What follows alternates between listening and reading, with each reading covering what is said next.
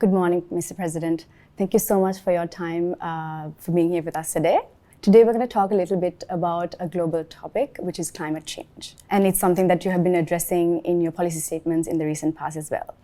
Why is Sri Lanka placing so much importance and emphasis on climate change, especially during an economic crisis? Well, if you are looking at the economic crisis, we have to place emphasis on climate change because today the economy and the climate change are interlinked. We have to recover from this position. There must be economic development in the country. We have to go ahead. Then our economy now must be on the lines of a green economy. That's what everyone else is doing in the world. We can't be outside that.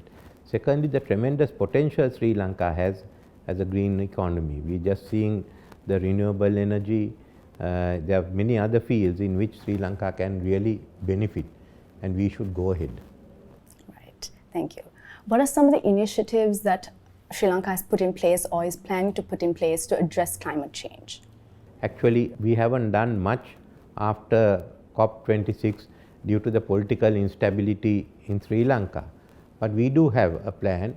Our framework will take into account the 2015 Paris Climate Agreement we signed, the adhesions taken at COP26 and the Commonwealth Heads of Government resolution on climate change. We are also looking at the blue economy. So within this framework, we will be working out our initiatives, the potential we have, the steps we had to take. We even had to look at water at some stage, degraded soil, the reforestation. But in addition to that, I feel there has to be capacity building, not only for Sri Lanka, but for our whole region. And we are also proposing a climate change university, which will be devoted to capacity building among the officials and the activists involved in climate change. You mentioned the COP summit. It has been announced that you will be attending the COP27 in Egypt next month. What is the government hoping to achieve by attending this summit? No, we want to play our role there because we are very concerned as an Indian Ocean island nation, the impact it can have on us. And we should also work together with India, especially in places like Tamil Nadu. There's a lot being done on climate change.